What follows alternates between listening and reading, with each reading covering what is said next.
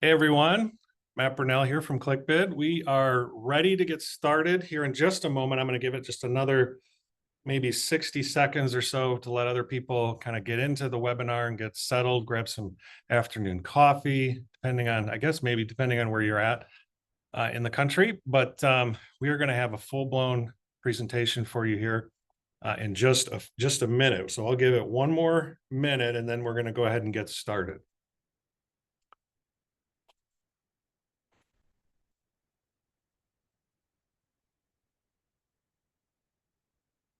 I don't know about anybody else, but it is absolutely beautiful here in West Michigan. We are experiencing some humidity, but I certainly won't complain considering what I see on the news in other parts of the country. We are very, very fortunate. So with that, my small talk skills are not that great. So I'm just going to go ahead and get started. We're at 2:01. Hope everybody has their water, their coffee, and is ready to go. So again, my name is Matt Burnell. Thank you to Raising the Stakes, for attending Raising the Stakes, Mastering the Art of Paddle Raises for Nonprofit Success. So in our next slide, we're going to get to meet today's presenters. Yes, my picture, I'm catfishing. That's an AI photo.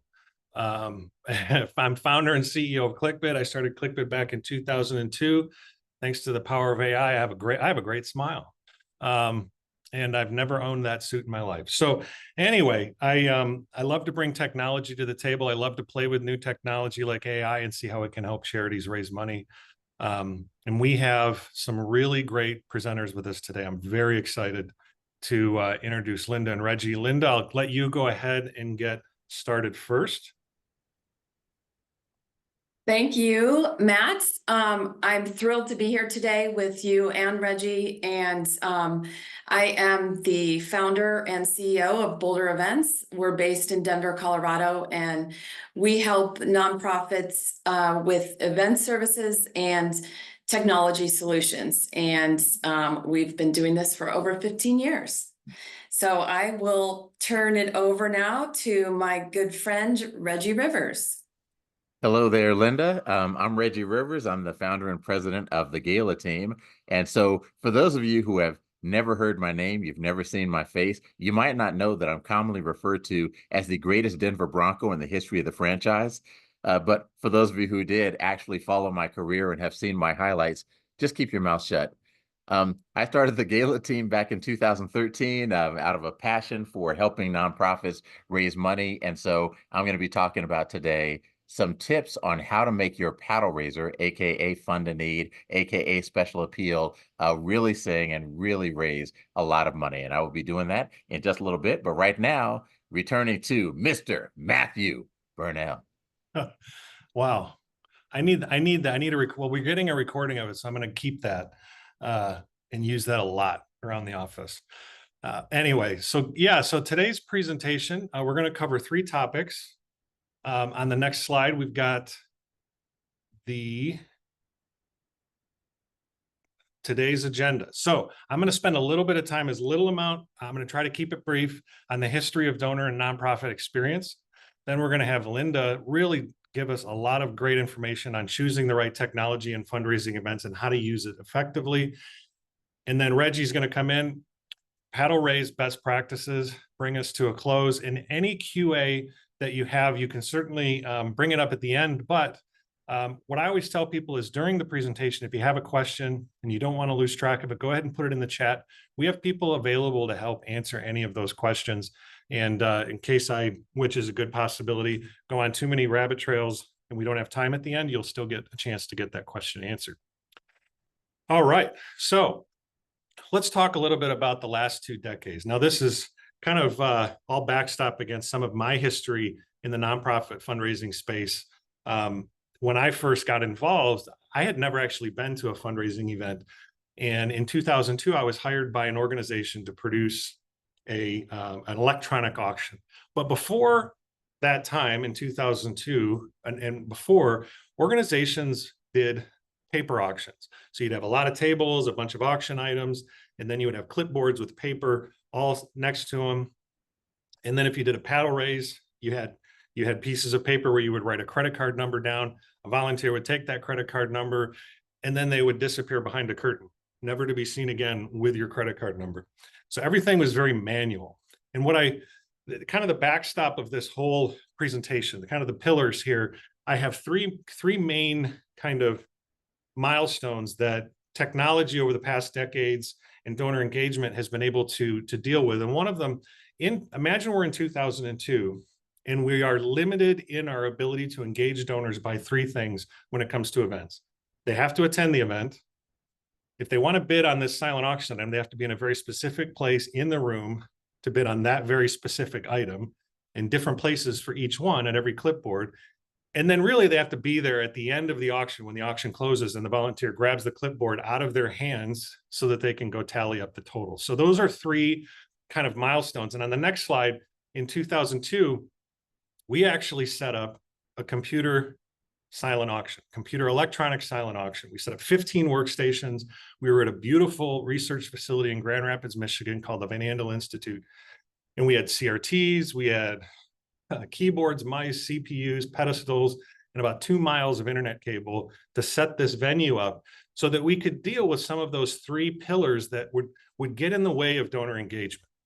Now, when I say get in the way, what I mean is if you had a $10,000 silent auction, which I know is really low, but it's easier for me to do the math, and that's really important.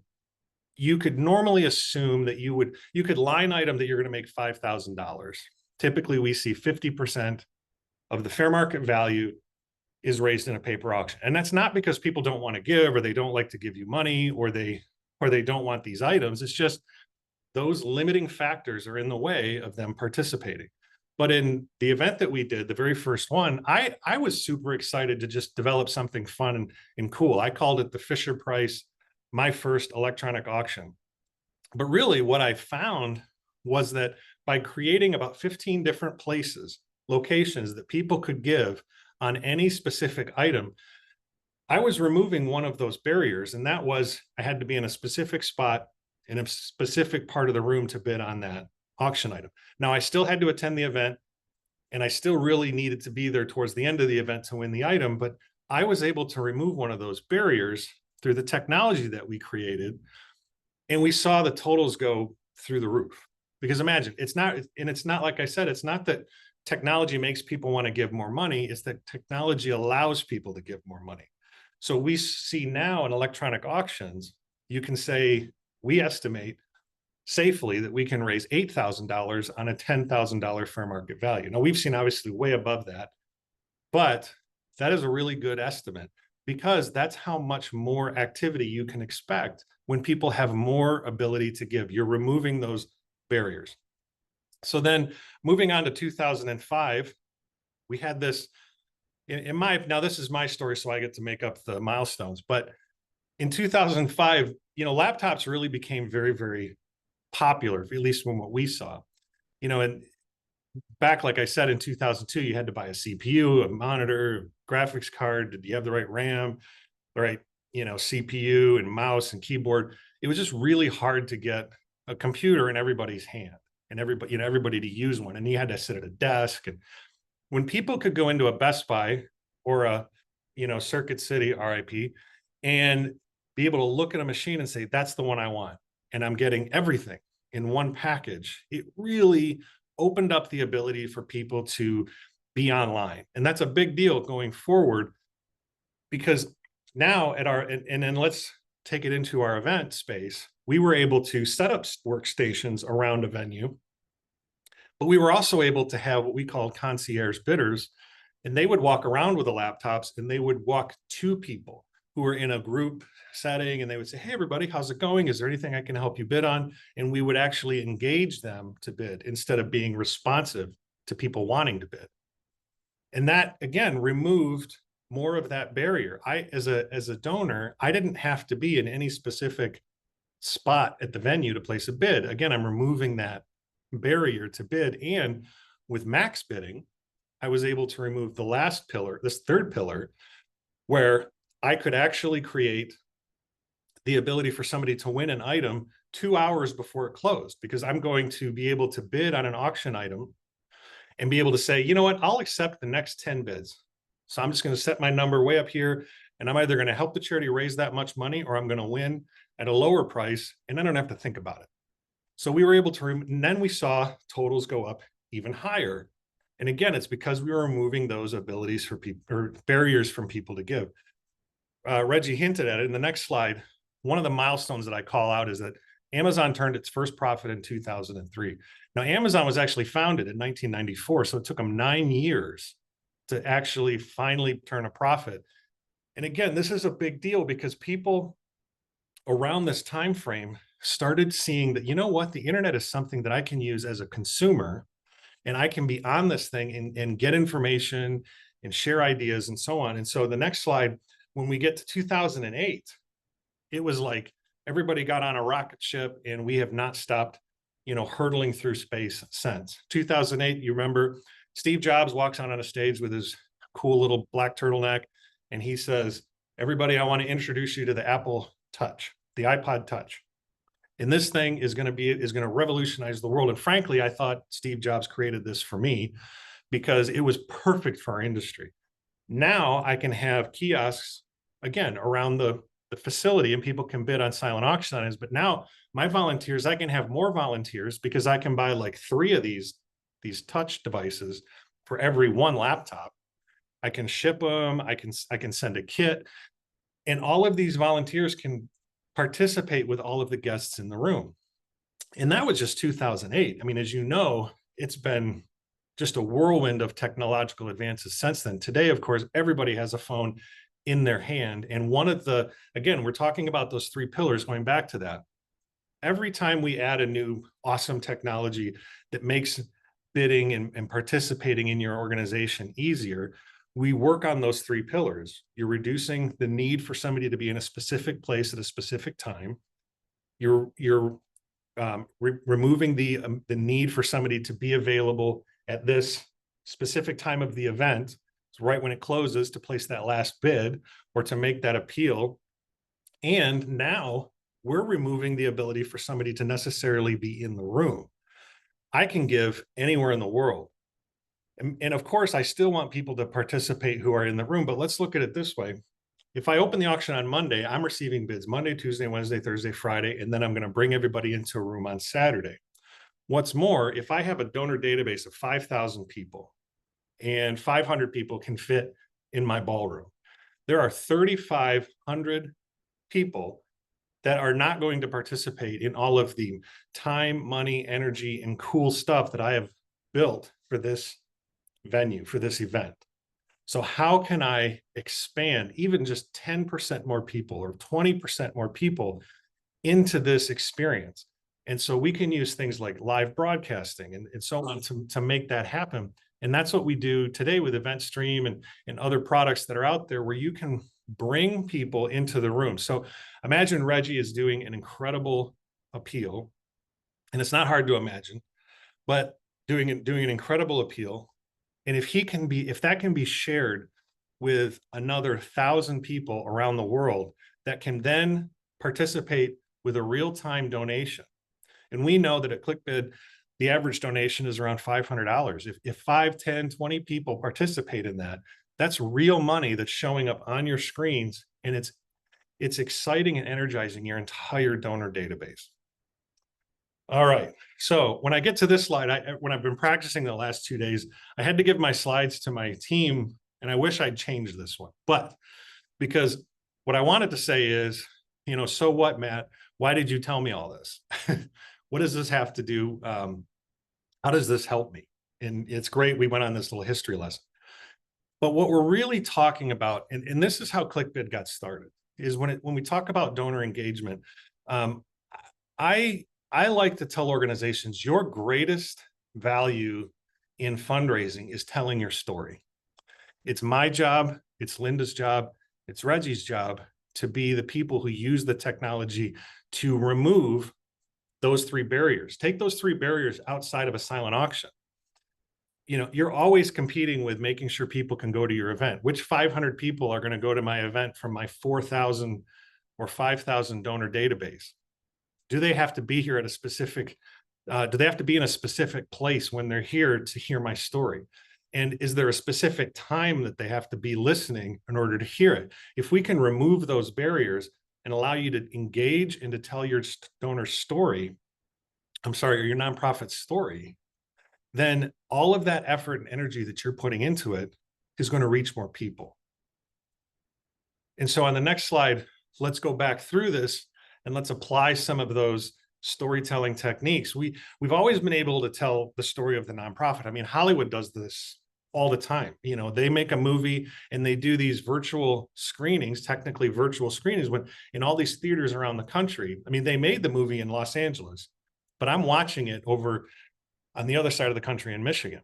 And that is a virtual, they're sharing their story. That is the job of every filmmaker, is to tell a story, to get me to suspend belief for 2 hours and believe this crazy story about aliens in outer space and, meteors and all these other things. Even though I know none of it's true, I can engage in it. And so we're using tools to help you, the nonprofit, get your donors to suspend all the other things that's going on so that they can listen to your story. Now, as you probably know and can relate, not everybody that attends your event or not everybody that you talk to is engaging. They're probably, some of them are being forced to listen, and you want to remove a lot of those barriers so that they can actually truly engage. Electronic bidding was the first one. When we went from paper to electronic, we started to tear down some of those barriers and we saw the totals go up. On the next slide, we did mobile bidding. Mobile bidding blew the doors open by allowing people to give from anywhere in the world. I didn't have to be at your event. I could be watching the event online, or I could be hearing about it from a friend, but now I'm bidding anywhere. And then next, we had social giving. This is a really big one. You know, when you have this 5,000 donor database, what could be better than that? 6,000 donor database. And the bigger your donor database gets, the harder it is to expand, but you use the tools that you have, and the tools that you have are the people who love your charity, and that they will be willing to go out onto different social media platforms and share that story and ask for donations. That's where peer-to-peer was born. Imagine if at the end of your event, you said, okay, everybody, we made shirts. When you bought tickets, you gave us a shirt size of the people that are coming to your table. And so we made t-shirts with a QR code, and then, help us send another kid to Lake Michigan Academy Private School. And so what we want you to do is we want you to wear that shirt 3 times between now and Tuesday when you go out to dinner or, to church or anything. And we want you to wear this, and we want you to get donations. So we talk about social networks, and the first thing we think of is TikTok, Facebook, Instagram. We've had social networks forever. But now I'm engaging people that the nonprofit can't get access to. And people are scanning the QR code. It's a big competition among the different tables. And you're extending beyond the ballroom, and you're getting people engaged by using that social network of giving. And then the last slide is hybrid real time. This is something I get really excited about. And I only have 2 minutes, so unfortunately I can't go into lengthy detail. This is probably good. This is what we learned from the pandemic, that we took away from that, was that people give when they see things online. Now we know, a lot of people make money purely by being social influencers, so they get it. But we saw as nonprofits the ability to raise money through video and media. And like I said, if you have 500 people that you can fit into a ballroom, but you have 4,000 donors in your system, how do you engage even in an additional 10 or 20%? Like I said, Linda, Reggie, they're providing the hardware, and the hardware, the knowledge, the entertainment, the expertise. You want to share that with as many people as possible. And so using those broadcasting tools to send it to everybody in your donor database, and they can participate in real time, not just in a video that they can watch 2 days from now, because people don't really do that, but they can participate in real time while it's happening. And so as we move on to Linda and I introduce her, the way I look at, ClickBid, my history at ClickBid has been to kind of set the workbench with all these weird, new, trendy tools. And then you have Linda, who is like a master craftsman who knows how to take these tools and use them for your event so that you don't have to be an expert. So Linda and her team can be experts. So Linda, I want to welcome you to the presentation. You are about to get a great set from her on how to use that technology and what the best tools and resources are. Thank you so much, Matt. I was having a little technical difficulty there, in and out, but really appreciate the introduction. And I'm thrilled again to be a part of this today. And my portion of this webinar is to talk a bit about technology, and that it is such a key component in having a successful fundraising event. A big part of what we do is consult with our clients on what technology can do for them, and also help them choose the right technology. So just wanted to share some of that information today. And next slide is, I think really there are so many choices out there today for technology. It reminds me of a kid in a candy shop looking at all the colors and the bells and whistles.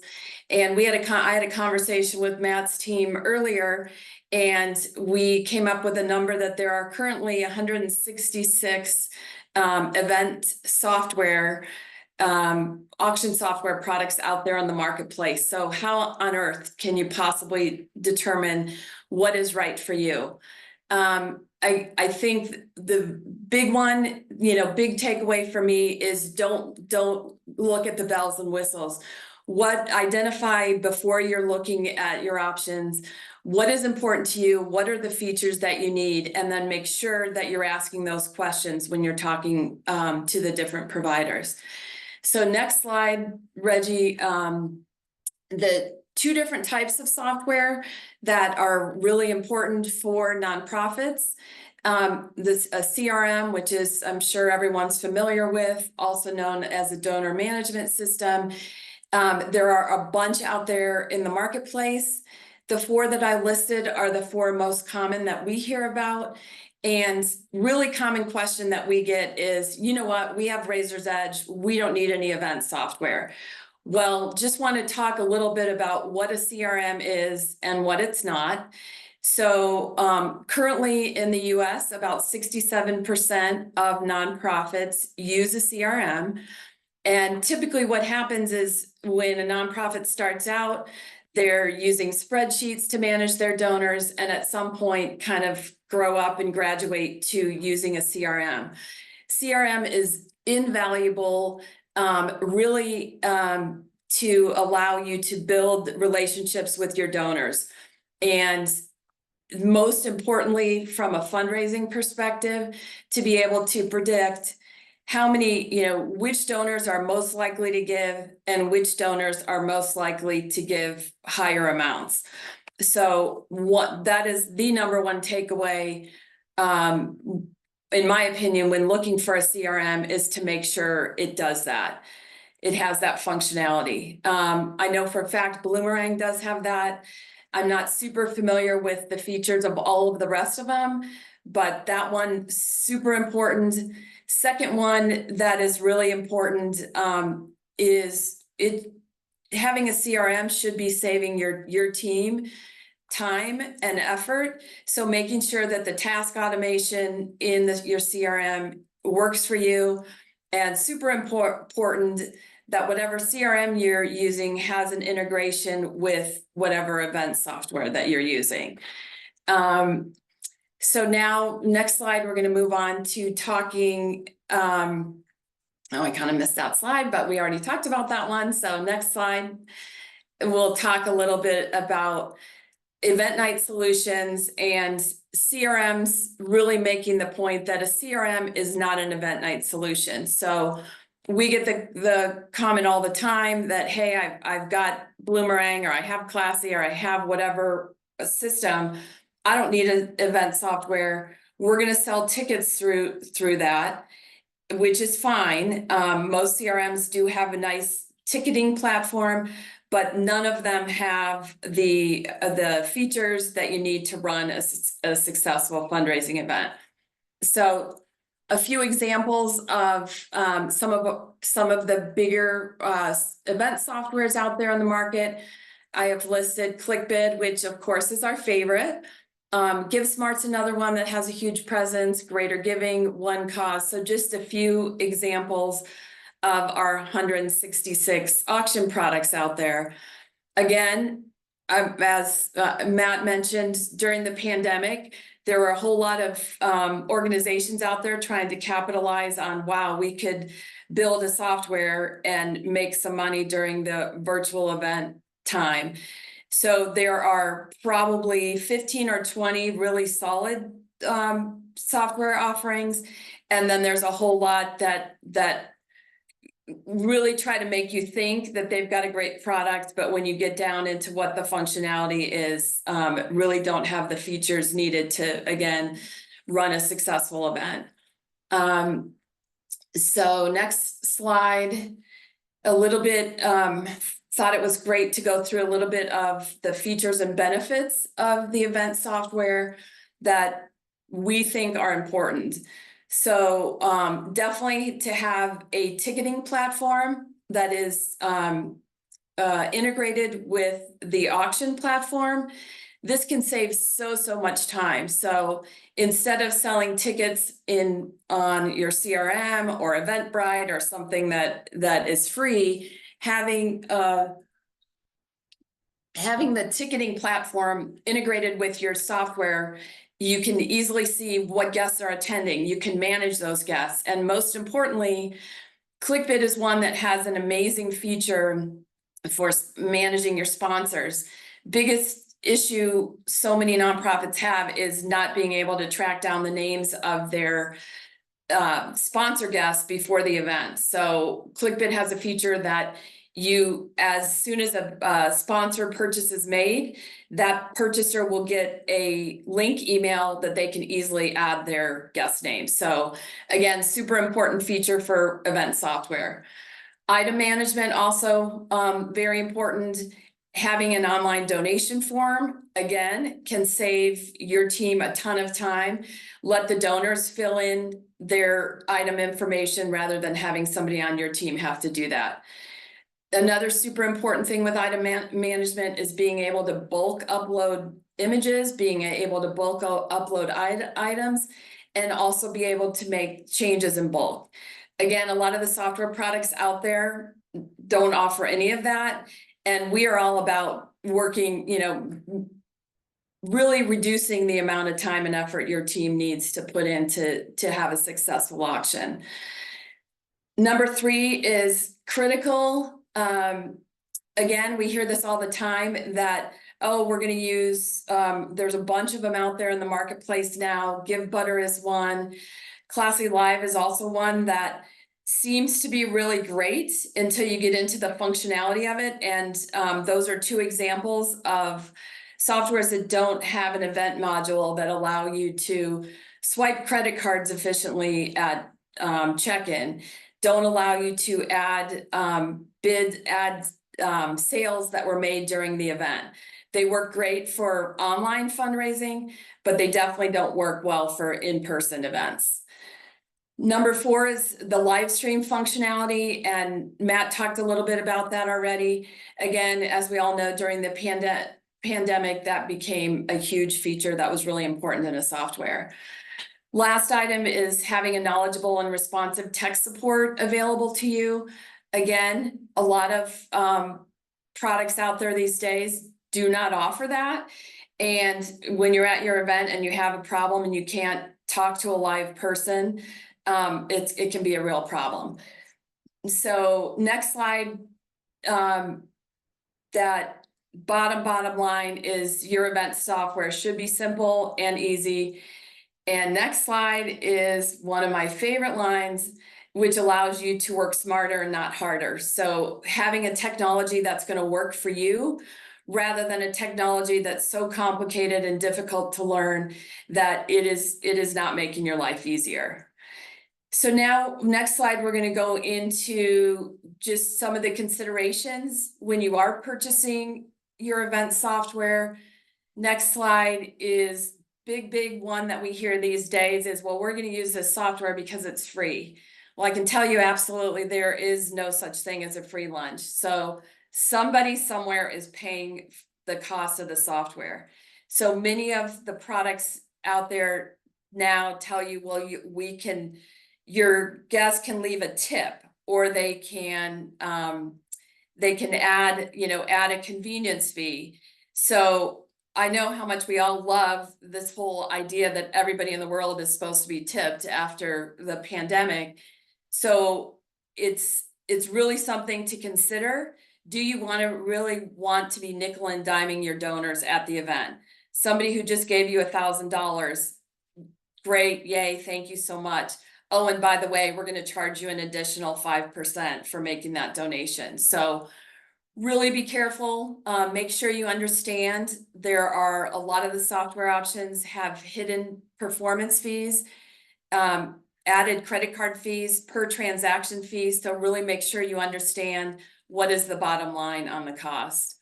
Number two, super important, ease of use for donors. Again, Matt spoke about how mobile bidding really opened up a world of opportunity for people to be able to give easily. So really making sure that the option you choose doesn't require your guests to create an account or spend a whole lot of time downloading an app and making sure all of that's working for them. Number three, are you able to communicate easily with your donors? Again, I can say it seems like a basic functionality for a software product, but there are a number out there that do not allow you to send a custom text or email. Again, I can say one of the things we love about ClickBid is there are a whole lot of functionality built around mass messaging and being able to select different groups of people that you want to target and communicate directly with. Really super powerful way of being able to leverage your technology to raise funds. If you can send a text out or an email out to those people who attended the event but didn't give any money, it's not too late to donate. Thank you so much for supporting us. So really being able to target communication can help exponentially raise more money at your event. Number four is really close to my heart. This is definitely what we do, but we do provide staff to assist with check-in and check-out at events. And again, a lot of the kind of DIY software products will tell you, you don't need that. You can let everybody can check themselves in. It's not necessary to give everybody a bid paddle, because we know only 30% of people will actually make a donation. And our response to that is, without question, if you don't give anybody a bid paddle and you don't check them in, you are definitely not going to make any money. So again, making sure that your guest experience, their first and last impression coming into the event is stellar, and that you're not making them doing the work that someone else should be doing. Number five, already talked a little bit about this, but again, making sure that you've got a virtual event functionality that includes, as we again learned during the pandemic, minimal lag time that allows your at-home guests being able to bid and participate in your event, even if they can't be there live in person. Next slide. So finally, I just want to talk a little bit about, again, how to leverage that technology to maximize your fundraising efforts at your event. So in the next slide, just looking at, we are hearing more and more, during the pandemic, it was all virtual events. And then we got back to doing in-person events. And we're hearing more and more of our clients now that are really wanting to go back to doing a hybrid event, again, to capitalize on you've got 5,000 people in your donor database, 500 are in the room. Wow, if we could have even another 1,000 participating at home, wouldn't that be great? So really important in technology is to have the display board functionality. We see this used in virtual and hybrid events, but also in live events. It can be a really effective tool to be able to kind of engage the crowd, get people excited, just the whole kind of funding mentality if they see, wow, look at what we collectively in this room are doing. So again, this is an example of a appeal display. Want to be able to, have a running total and then acknowledge those who have given in the powder raise. So next slide, again, some of the things that are important to put on a successful hybrid event. Already spoke about the ability to bid and donate without a lag time. So bid in real time. This is especially important if you're trying to do a live auction during your hybrid event. So you have to be able to enter a floor bid so the people at home see, oh, Linda Shaw, they can't see Linda raising her paddle for $1,000. So you have to be able to put that into the software so the people at home see, wow, okay, the next bid available is 1,500. So really important to have the functionality in your event software to allow you to do that. The other big one we hear all the time is, you know what, we've got your software, we have your team, we don't need anything else. We're just going to put a camera in the corner of the room and film it and people at home can watch. And definitely not a great idea, really keeping in mind what is the experience for the people at home. So we definitely recommend having a dedicated MC to talk to those people that are sitting at home. And then absolutely, without question, having a professional auctioneer that has the skills, has the ability to be able to communicate with the in-person guests and also, wow, and I know we've got, 500 people tuning in from home. So to have the experience and the expertise to be able to do that. So that is a segue into me introducing, again, the greatest Denver Bronco of all time, who also happens to be one of the best auctioneers of all time. So Reggie, turn it over to you. Oh, thank you very much, Linda. Thank you, Matt. We enjoy working with both of you on events, and I want to start off my time by just telling you a tiny bit about the Gala team. I started the Gala team back in 2013. I had been a motivational speaker, a former media personality, a former Denver Bronco, and I had been kind of dabbling 3 or 4 events a year as a benefit auctioneer. Well, one day I'm at a conference, a National Speakers Association conference, and the guy on the stage is saying, "What's your value proposition? How do you move the needle for your clients?"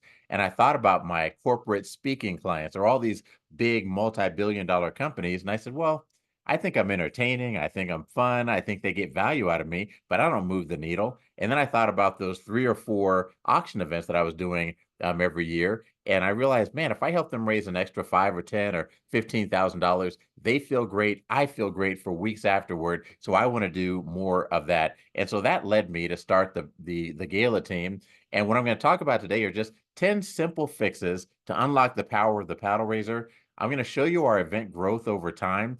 And the driver of that growth has been our understanding of the paddle raiser and the enormous potential that it is in your event. So our event growth in 2013, it was just me by myself. I did 13 events that year. The next year did 32. The year after that did 53.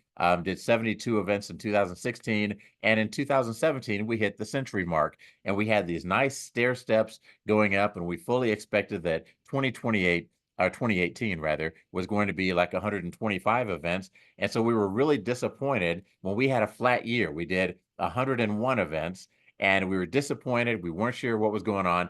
This turned out to be one of the best blessings that could ever have happened to us. And I'll explain more on our next slide why that is. 2019, we did 118 events. 2020, COVID hit. We had 55 cancellations. We did 74 events, mostly virtual. We had 28 cancellations in 2021, got back over the century mark, did 102 events, mostly virtual events. And then 2023, we had 5 cancellations, did 139 events. Last year, we did 150 events. This year, we have 148 on the calendar already, and we expect to do another 27 for a total of 175 events. And so this growth from 13 events to 175 events, again, was driven by our paddle raiser strategy. And remember that flat year from 2017 to 2018, because as we look at this next slide, our paddle raiser fundraising, we didn't track it in 2013, so I don't know the number, but in 2014, we raised just under helped our clients raise just under $900,000 in paddle raiser revenue. In 2015, that nearly doubled to 1.6 million that we helped raise in paddle raisers.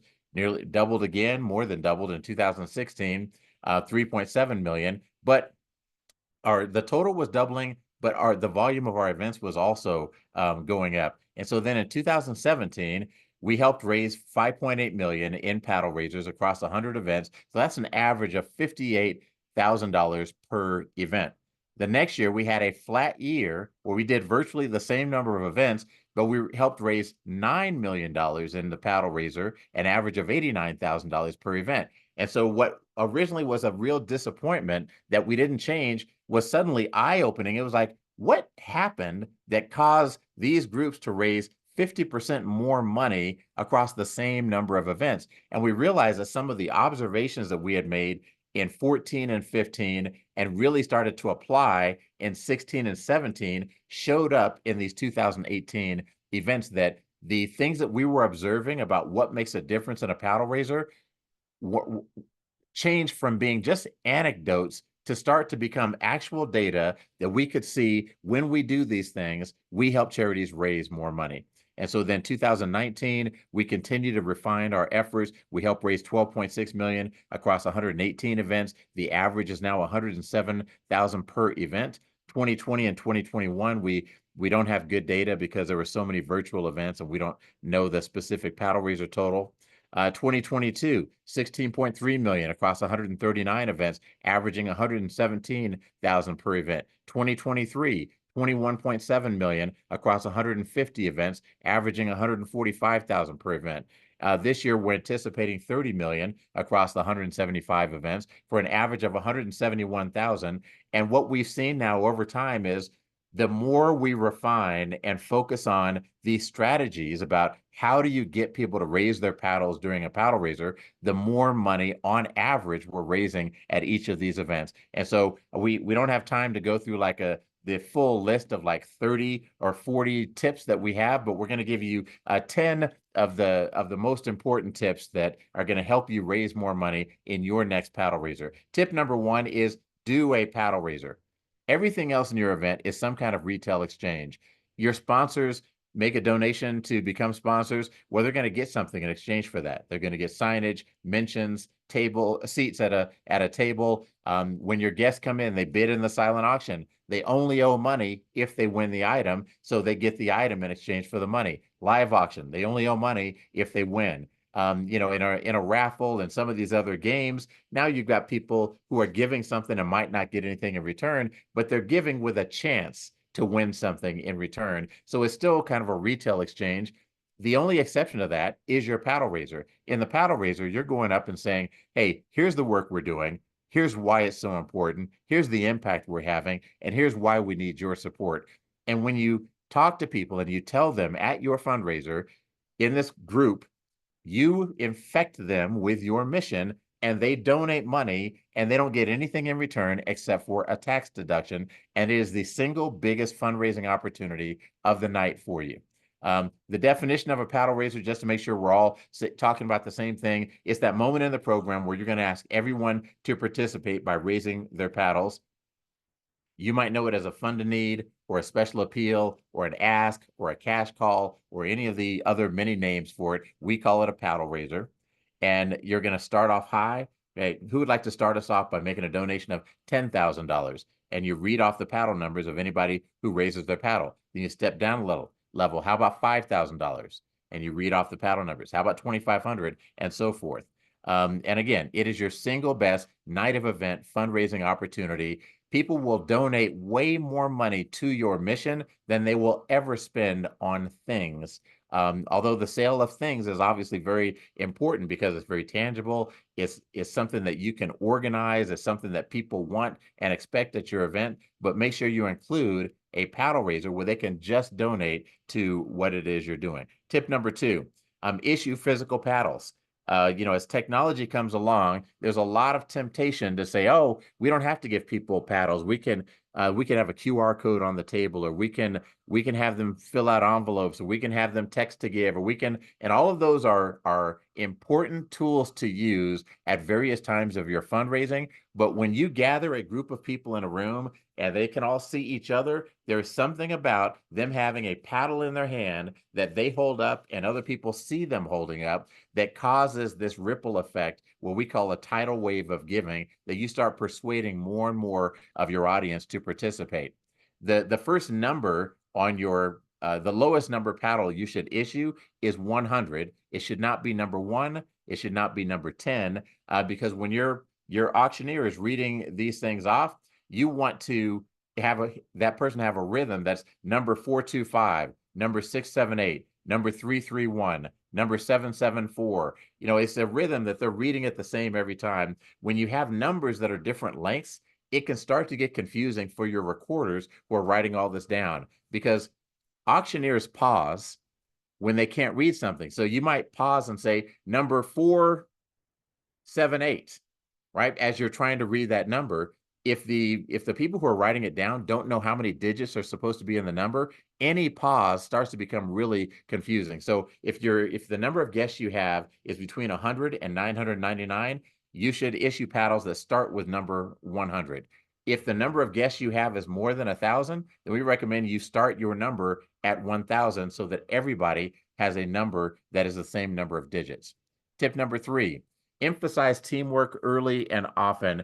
Fundraising is a group activity. It feeds our need to feel together, and we often treat the paddle raiser like an individual activity. We really do think, hey, we're gonna ask you individually to decide if you can donate at this level. We're asking for $2,500 right now, and we want you as an individual to consider that. And if you can donate that, we want you as an individual to raise your paddle. And then you as an individual, when you check out, you're going to pay for that. And you as an individual, you're going to receive a letter from us 2 weeks from now saying thank you for your donation.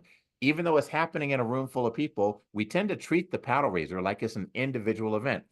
That's the biggest mistake we can make. It's not an individual event. It's a team event, and people crave this kind of team experience. And so think of other group activities like getting dressed up. Beyonce and Jay-Z, I'm sure they don't get dressed up like that just to have a barbecue in their backyard. They get dressed up because they're going to do this group activity with a bunch of other people, and getting dressed up is part of it. The people on the right going to a Broncos game, they probably don't dress up like that just to watch the Broncos game at home by themselves. But when they go to a stadium with lots of other people where they crave this group activity experience, they will go do that. Standing in line, right? We always feel like a line is a negative thing. That's not true.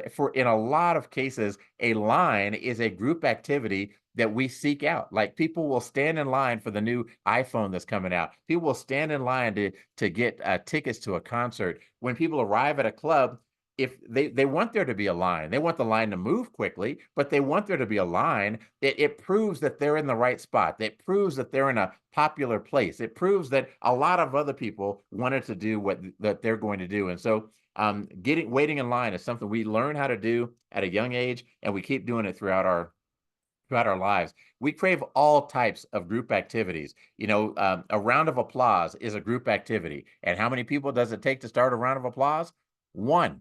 We're so trained and so enamored of this whole group activity that if one person starts clapping, that person can cause the entire room to start clapping. And that's what a paddle raiser does. It says group activity where one person raises their paddle, and pretty soon more and more people are raising their paddles because they crave this group activity.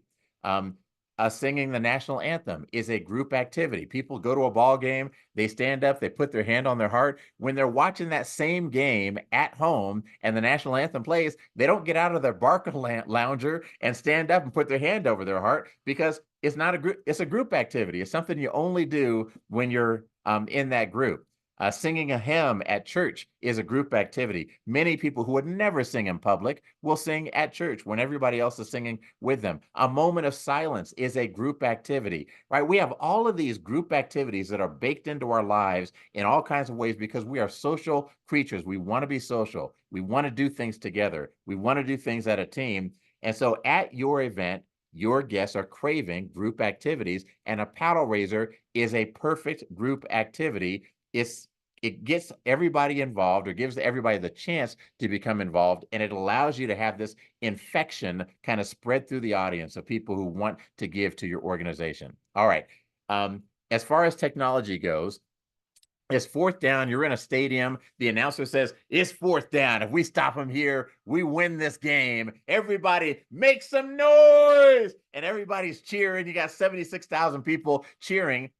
There's something about that environment. These human beings in this environment together, standing shoulder to shoulder, doing something together because they think it's going to impact what's happening out on the field. And so then imagine at your event, you say, it's fourth down, everybody send a text to your favorite player. There's just a different energy about it, that if you're got all these people gathered together, they're sitting shoulder to shoulder in the paddle raiser. We don't want to tell them, all right, now I want you to look down at your phone and everybody make your donation by text. You just won't raise as much money in that setting, in the paddle raiser setting, as if you put a paddle in their hands and said, raise your paddle if you'd like to make a donation. And so we just got to remember that the paddle raiser itself, there's some special opportunities to have everybody be part of a team and treat it as a group activity. Tip number 4. The way you're going to record all these numbers, you're going to have 3 recorders with their heads down. Sometimes we'll talk to charities who aren't working with a Boulder Events or aren't working with ClickBid. They're not working with somebody who's experienced with all of this. And so when they're trying to figure out, okay, how are we going to get all these numbers? They'll say, well, we've got 20 volunteers and we're going to station them around, and each volunteer has to look at 2 tables. And if you see anybody raise their paddles, they're going to write those numbers down. And that's not the way you want to do it. What you want to do is you want to have 3 people with their heads down, and they're just going to read off every number that the auctioneer announces. And so now you have 3 people who are writing a set of numbers all in the same order. And at the end of that, it gives you an opportunity to really edit or audit easily that if these 3 people are writing down the numbers and 2 of them wrote down 374 and 1 of them wrote down 347, you can easily audit and recognize one of them transposed a number, and it makes it really easy for you to go through your list and make sure you got everything correct. Tip number 5, to raise serious money, you need couples in the room. There's a reason that dinners raise more money than luncheons and breakfast events and golf tournaments.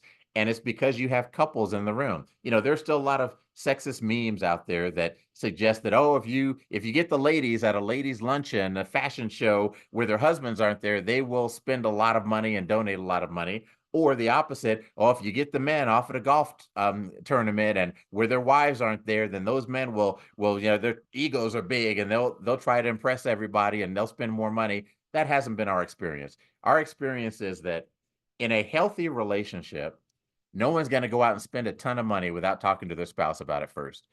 And that's just, I see it from the stage all the time, whether it's a live auction or a paddle raiser, somebody raises their paddle, it might be the whole conversation with a significant other might be as quick as this. Right? Literally, we see that glance happen all the time. And in that glance is 20 years worth of experience. In that glance is everything they needed to know, that there's a permission structure that, hey, we agree on this and we're going to make this commitment. So having couples in the room is vital if you want to make more money. And that's why evening events tend to raise more money than all the other events. Tip number 6, you want to, before you do your paddle raiser, we recommend some type of mission moment video is ideal. Second from that would be have somebody come and give a personal testimony, but you want it to be the story of one person, one patient, one family, because emotionally we can attach ourselves to one person. Human beings don't donate to charities. Human beings don't donate to organizations. Human beings don't donate to causes. Human beings don't donate to statistics. Human beings donate to people. When they connect with a person, that's when they make a donation. So when you tell the story of this young person and you tell the story of how your organization helped her family, people can attach their emotions to that person, and now they're attached to your mission, and they will donate a lot more money because of that. Tip number 7. This is a paddle number. This is This is also a potential paddle number. So is this, so is this, so is this. These things have one thing in common. They're all the number 385, but they're different fonts, and not all fonts are equally legible. And we see this all the time where a group is putting together their paddles and they're saying, wow, look how pretty these paddle numbers are. And they're holding it at arm's length. Wow, that looks really nice. I really like that. You don't want to hold it at arm's length. You want to put it 200 feet away from you and see if you can still read it. And you can see that one of these fonts is way more readable than the rest of them. And it's because it has a certain characteristic about it. It's similar to the font on these jerseys. And when I watch a football game, I started to realize those jerseys are instantly readable. Everybody can see that number. The announcers are relying on it to talk about the players. The officials are relying on it. The fans in the stands are relying on those numbers. And those players are in all kinds of different positions. They're running, they're turning, they're tackling, they're falling, they're getting up, they're all of that. But through all of it, you can read the number. Why is that? Well, it's because every part of that number is the same width. There isn't a skinny part of the number and a fat part of the number. So when you're looking for a font for your paddles, you want a font where every part of the number is the same width. That will be very readable from a distance. Tip number 9, you need a lead donor. When you're doing a paddle raiser, you don't want to just start at some random number. Hey, let's start off at $100,000. Who wants to donate $100,000 tonight? And then nobody, crickets. How about 50,000? Oh, nobody still? How about 25,000? Right? If you do that, you're just training the whole audience. It's okay to sit on your paddles and not do anything. You need someone to be your lead donor, and typically it's a board member, and that you're going to lead off at $10,000. And so then you're either going to start exactly at that lead donor amount, or just one level above it, but not more than that, because you really want that person to be the leader who's going to kick off the fundraising. And then tip number 9, 9 p.m. is the witching hour of fundraising. Get your paddle raiser done early. We talk to some charities and they say, oh, we did a paddle raiser and we only raised X amount of money. And we look at the details of their event and we think, yeah, you should raise a lot more than that. And then we say, well, let's see your timeline. And we see in the timeline, they did their paddle raiser at 9:15. And it's like, oh, that's simple. Move your paddle raiser earlier into the event. Do your paddle raiser at 8:30. And they double or triple the amount of money that they raise. Why is that? Because at 9 p.m., you start to run into biological realities. People's bladders are full. They need to go to the restroom. Smokers need to go out and smoke. The buzz they had from the cocktail hour is starting to fade, and they're starting to not feel as good. Parents are starting to think about relieving their babysitters. You just start to, the later you go in the night with your fundraising, the more you bump into some of these biological realities. Just avoid them. Do your paddle raiser earlier in the night. All right. And finally, tip number 10 is people will say yes if you ask. There was a study by UC San Diego, Microsoft, Yale, and the Salvation Army, where they went with the Salvation Army to grocery stores, and they would put a Salvation Army bell ringer around Christmas time at one door. They divided the parking lot in half and said, everybody who parks on this half,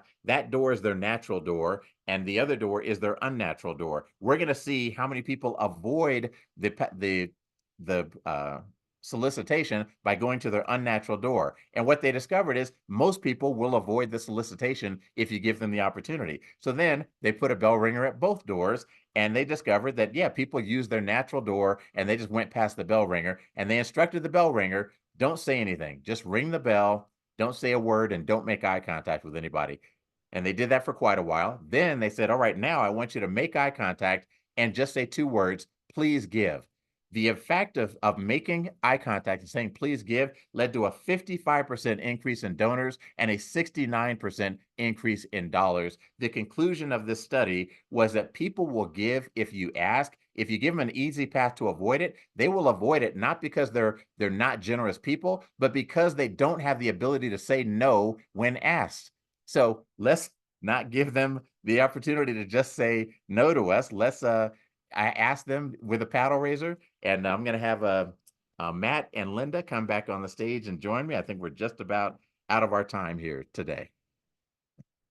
Well, thank you. Thanks, Reggie. And thank you, Linda, for being here today. I know we're right at time. Q&A, I see.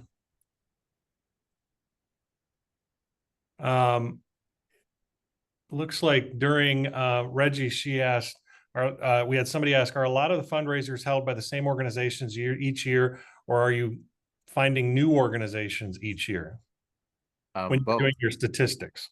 Correct. So we rebook a lot of our events, and then we find a lot of new clients every year. Yeah. Yep. Awesome. Thank you. And actually, well, we're at time, so we're going to sign off, but thank you. We'll make this presentation available to anybody who attended and didn't attend. Certainly, please reach out to anybody. You'll have their contact information. Thank you both for being here. And we hope you have a great rest of your summer and fall season. Thank you. Thanks, everyone. Thank you.